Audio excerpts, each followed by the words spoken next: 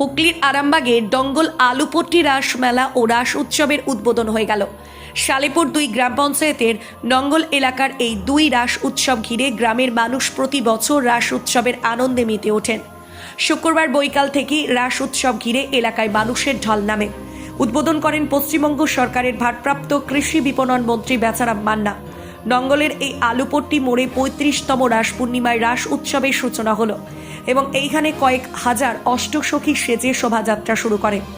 এই কদিন এখানে বিভিন্ন অনুষ্ঠান, হরিনাম সংকীর্তন, সাংস্কৃতিক অনুষ্ঠান, রাধাকৃষ্ণের পালা, সমস্ত কিছু অনুষ্ঠান হবে। জানা গেছে এই রাস উৎসবটি ডঙ্গল আলুপট্রি ব্যবসায়ী সমিতি ও ডঙ্গল গ্রামবাসীর উদ্যোগে অনুষ্ঠিত হয়। 9 দিন ব্যাপী বিভিন্ন সাংস্কৃতিক অনুষ্ঠানের আয়োজন করা হয়ে থাকে।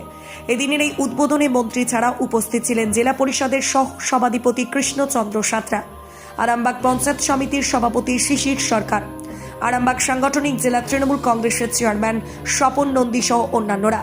এ বিষয়ে কি জানা যাচ্ছে বিস্তারিত রইল আপনাদের জন্য। দেখতে থাকুন নিউজ বাংলা দিশা।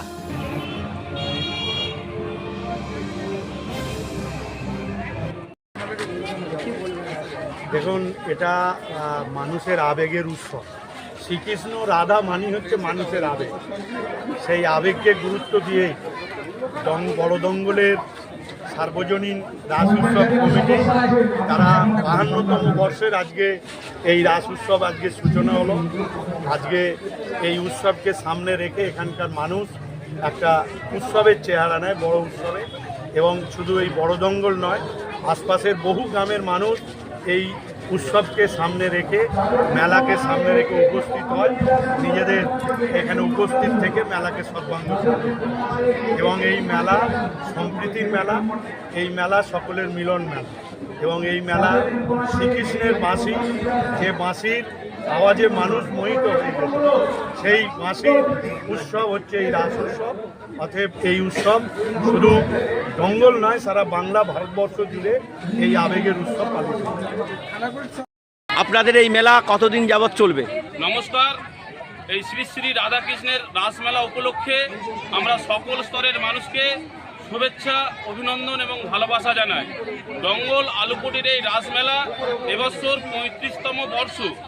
এই 35তম বর্ষের আজ শুভ উদ্বোধন।